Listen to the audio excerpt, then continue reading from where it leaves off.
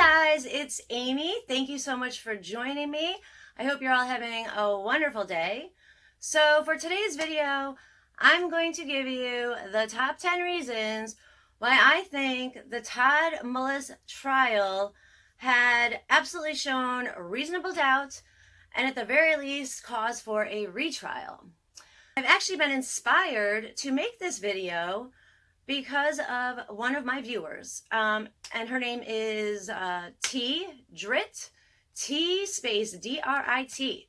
So she has commented on some of my videos and recently said that she has started a Facebook group.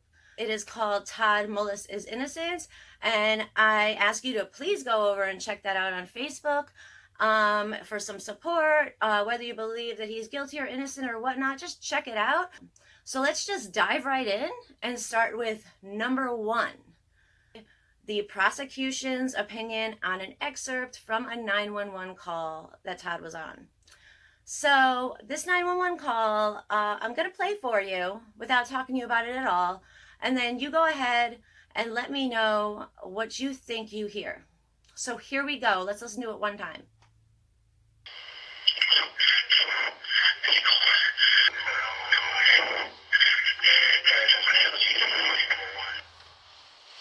Todd is whispering something on 2 separate occasions. This is while he is doing chest compressions on his wife in the truck.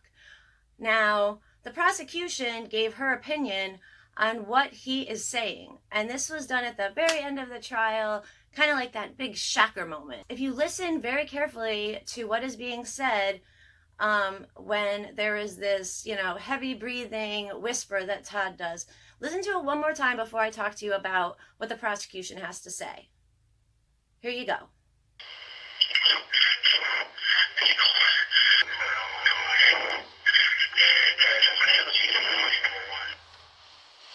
It's very tough to understand what is being said here, but once I let you know that the prosecution is saying that Todd first says cheating whore and then says go to hell cheating whore, listen to it one more time and tell me if that's what you hear.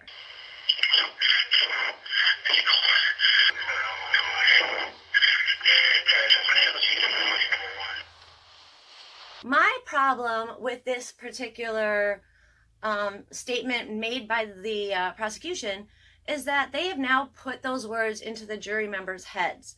It doesn't matter if they, say this is just our opinion, it's not evidence. I don't think it should have ever been admitted because, when I first tell you to listen to it, you're just listening for what you think you hear. You don't know what to listen for. As soon as you're told what to listen for, I think that's what you start to hear because you're trying to hear it.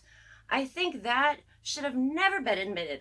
The only way this could have possibly been let in legally, I think, I'm not a lawyer or a cop, I don't know for sure, but I would think if you brought an expert up and the expert cleared up the tape and made it very, very, very clear that that's what he was saying, then that would be different. But to just have the prosecution suddenly burst out with this and make it very clear repeatedly to the jury that that's what they think is being said, I don't find that to be a fair trial right there. That alone, I think, is a cause for a retrial. Number 2, I believe, is that of the testimony by the son. Now, this is based on another comment that I received from a viewer, and that would be Scott. Now, the prosecution and the defense were basing their time frame on, this hour or so that they were working in the big barn while the mother was gone. I had to only give it, from the time she leaves until the, logical amount of time it would have taken for her to walk over there, try to get the cat carrier, either get it or clearly end up not getting it and deciding to give up and going back into the house. So it's really just based on this small, significant amount of time, 15 minutes maybe, So the question would not be, did your father leave your sight within this hour and, plus time frame? It would be, did your father leave your sight shortly after your mother went to get the cat carrier? That was something that should have been brought up by the defense, and it wasn't. So that's a problem for me. With regard to the son's testimony, the prosecution wants you to believe that he's probably lying to save his father. That would mean that you would have to believe that the son had been in cahoots with the father from earlier on, basically plotting this murder, because I find it highly, highly unlikely that they would be coming up with a plan, shortly after, and that this young kid would be able to keep it very, very consistent. And the husband kept it very consistent. They were completely cohesive in what they said. That does not seem likely to me. So to believe that this 13-year-old son helped kill his mother, or come up with the same story in that time frame and continue on with it, that's not reasonable to me. Which leads me to number 3. The defense did not do an adequate job of defending this person. They did not bring in any explanation as to who else could have done a murder if there was a murder. They alluded slightly to maybe it was a boyfriend, but they didn't dig in. They didn't question the boyfriend as much. They didn't bring up the wife. I would have brought up the fact that this woman has cheated, and that, therefore there is, several different boyfriends potentially with a grudge, and definitely a lot of boyfriends' spouses that could have had a grudge. But none of this was brought up. All the defense said was, it wasn't Todd, it was definitely a murder. So, what have you. Number 4 is the expert's testimony. If you've watched my other videos, you know that I've gone into detail about this because it drives me insane. The expert's testimony, the medical examiner's testimony, is still just an opinion. And to say that based on the position, the amount of injuries, the amount of puncture wounds based on the 4-prong rake, making it an absolute murder, I disagree with. And I think that should have been questioned more again by the defense. Why couldn't that have been an accident? I think it makes almost more sense that it was an accident based on the placements of the puncture wounds and the depth of the puncture wounds. So if you want to look further into that, you might be able to see what I'm saying with regards to the way it looked on the body. But again, that's not definite, and the defense should have questioned it more. Evil Todd. The prosecution wanted you to believe that Todd was this horrible person, this horrible husband. He was scary. But where was the proof that that was true? They brought up one of Amy's close friends, Terry. And she, it seemed to be, was supposed to be kind of explaining how come she would believe that Todd Mullis absolutely would have killed her. He's someone you don't want to cross. He's a scary guy. But no one asked, why is that? What has he done? What's the reasoning? Give us examples. No one asked that. The prosecution didn't go into that, which makes you kind of think it's because they didn't have any good answers that would help them. But the defense didn't go into that either. And, it would have been good to have some proof there if they were going to try to say that he was this evil person. I think it went the other direction. They kind of proved that it wasn't that way, and she wasn't scared of him. If you recall, when Terry was up on the stand talking about the rumors going around in town, she was asked about, if Amy, what Amy felt, how Amy seemed when she found out about this. If she was scared of Todd's reaction. And Terry specifically said no. She said no to whether or not Amy was afraid of Todd because of the rumors. She said Amy was more scared that her son, Trysten, was becoming more like her father. So even with their own witness, the witness herself said that Amy wasn't even afraid of him. And then, later on in the questioning, she kind of, it continued on trying to say, oh, he's someone you don't want to cross. He's scary, blah, blah, blah. But as I said, they didn't say why he's scary. No one said why he's scary. Then they talk about this other friend that Amy's calling up and saying, you have to stop these rumors, you have to stop these rumors, as if it's because she's so afraid that Todd's going to find out. And this woman's saying, you know, again, trying to make it out like he's scary and he could kill her and blah, blah, blah. But then they also say this woman didn't know what she was talking about. This woman wasn't friends with either of them and had really nothing to do with them. So I feel her testimony can go right out the window, you know? So there you have it. That would be my number, 5? So let's go on. Number 6. Number 6. Did they prove that this was a murder? How did they prove it was a murder? Because the medical examiner testified that it was a murder? So the defense decided just to agree instead of doing its homework? Where were the forensics? These days, everyone needs forensics. There was nothing showing that Todd did anything to his wife. There was no actual physical proof. They want to say the puncture wounds, the injuries are proof. That's not proof. If it even proves that it's a murder, which I don't think it does, but let's just say it proves that it's a murder, it doesn't prove who the murderer is. There's nothing. There's no DNA. There's no nothing. So there's no proof there. We can continue on from that, correct? And they talk about the way Todd behaved when he found Amy. He didn't call 911 immediately. He instead took the fork out of her back and put her in the truck and started driving to the hospital, at which point then he called 911. There was a big issue about taking the fork out. They say that everyone knows that you never take anything that has punctured the body. You do not take it out because it will cause more bleeding. Well, who's to say that he knows this? And in the spur of the moment, you're not thinking. Who knows what you're going to do? And he's just reacting. He sees his wife there.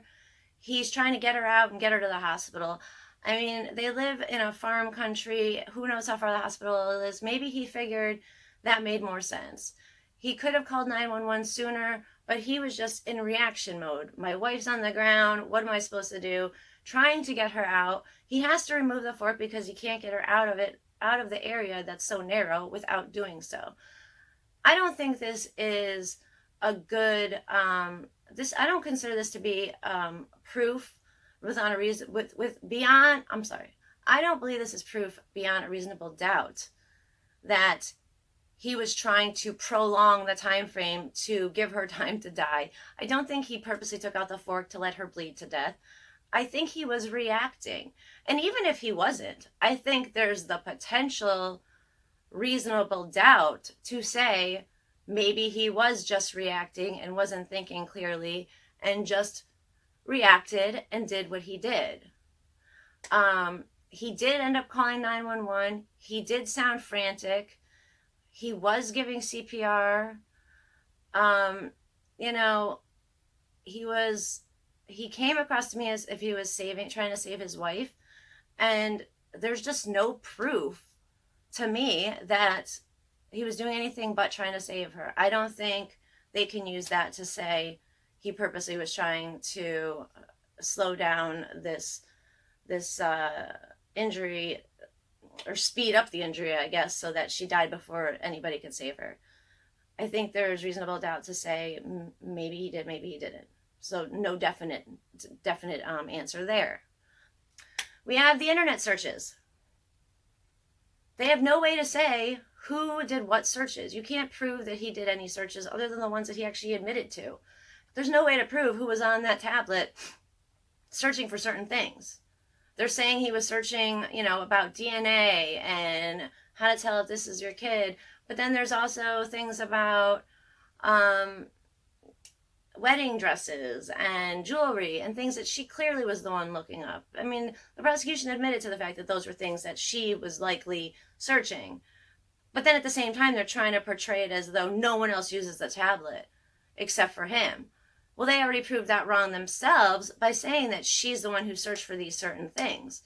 So who's to say that she's not the one who also searched how are cheating women treated? Because she was in fact a cheating woman that had found out that the town was talking about her. A small town was talking about her. I think there's a reasonable amount of potential that she could have been the one researching some of this stuff. So who knows? Who knows who it was? Again, there's no way to prove this. There's absolutely no way to prove that he was the one who made the searches. You cannot use that. They also discussed that Todd, keeping with his being such a horrible husband, didn't trust his wife Amy and kept her a prisoner. Well, first I'd like to say, of course he didn't trust her. Why would he trust her? And for her to get mad that he wasn't trusting her, I mean, fine, I get it. You're continuing to hold a grudge, but he stayed with you throughout, these affairs, and it's going to be hard for him to gain trust for you. However, saying that he held her a prisoner in the house, I feel like that was completely contradicted just by the witnesses that the prosecution brought up. Terry, again, the friend, said that most of the time she talked to Amy in person. And she talked to her a lot. So they saw each other a lot. They went out to lunch. They went out to dinner. They hung out at each other's houses. They spent a lot of time together. And clearly she had enough time to have an affair and meet with her boyfriend several times a week, I believe it was, for quite a bit of the time. So it doesn't look to me like she's being held prisoner. She's going shopping. She's going out. It seems like she's doing whatever she wants to do. So if she's complaining that she's a prisoner, it sounds to me more like she's complaining that she's a prisoner for being able to continue cheating. But nonetheless, it doesn't matter. The point of the matter is that you can't prove that he held her prisoner when you just said that she's going out and talking and hanging out with her friends and cheating, so she's able to obviously leave the house quite often. So there's that. Again, there's no proof that he's being this horrible person, holding her captive, treating her badly. There's nothing there. I just don't see it. It looks like she's the one that doesn't treat him very well. But we have no way of knowing either way. But that's the point. We have no way of knowing. And if we don't know, it's reasonable doubt. For them to say that he clearly murdered his wife because he found out she was cheating and didn't want her to get his farm and this and that and the other, I wouldn't say that there was any proof of that. That's speculation. No one could say for sure. No one knew that that was the reason. And if you think back, he had stayed with his wife when she cheated previously, and it seems there were rumors that she had cheated on several occasions. I mean, they did say Amy's back to her old tricks again. She's being bad, It was known that this woman was cheating on different occasions, and her husband stayed with her. So now we're going to say, well, it's certain that he would kill her because she was cheating, even though all these other times, specifically the one time at the very least, he stayed with his wife. He kept the relationship going and what have you. But this time around is going to be the one that completely ends it all. I mean, they made it sound like he was going after the boyfriend and the boyfriend's wife, but he basically asked them what they thought. They explained that it wasn't true, and he was kind of okay with that. Even the boyfriend said he seemed fine after that and continued being very friendly with the guy. I mean, if anything, I feel like once again, that's showing proof to Todd's side of staying with her and not worrying about the cheating so much. So, I don't think there's any proof there. So, okay, those are my reasons that I think there was some issues with this trial, and that there's reasonable doubt, and that on appeal, I think there's a high chance that there could be a retrial at the very least. I would definitely stress that the defense did not meet their requirements as defense attorneys. I think there's a possibility to debate this here, and the reasonings that I just set forth are just a few things that I've thought of. There's others, and I could go on for a while. I'm sure you know that. But that's it for now. I hope you enjoyed this. I'd love to know what you think, what you agree on, what you disagree on. And again, please go check out that Facebook group by T. Dritz. That's one of my favorite viewers. And She has the Facebook group called Todd Mullis is Innocent. Check it out. See what you think. Let me know in the comment section what you think about the video. Let me know if there's anything you'd like me to do in another video. And I'll be back soon to talk about the next crime that someone committed, right? All right. Thank you so much, guys, for watching. I'm having so much fun doing videos, and I hope you're having fun watching me. And have a great day. Thanks, guys. Bye. See you soon. Now, Todd, here I'm gonna play you the part where you're doing the chest compressions, and I'm just gonna ask that you listen in between the chest compressions, okay?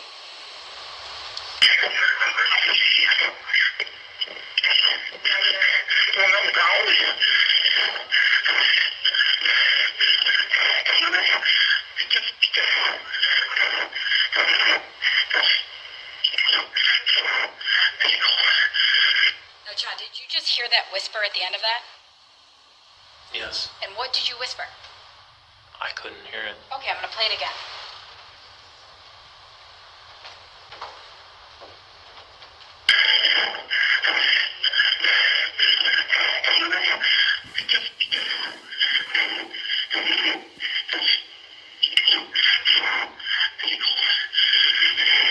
Todd, do you whisper cheating whore right there? No. So you don't remember what you whispered? No. Okay, I'm gonna play another clip for you.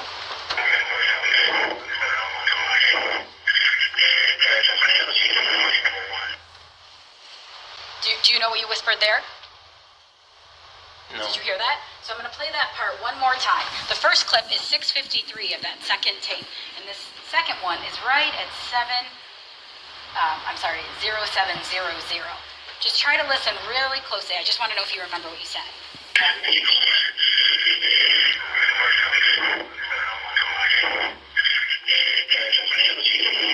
Right there, do you say, go to hell, cheating whore? No. So you don't hear that? No. You didn't hear at 6:53, cheating whore. You didn't hear that? I didn't hear that word. And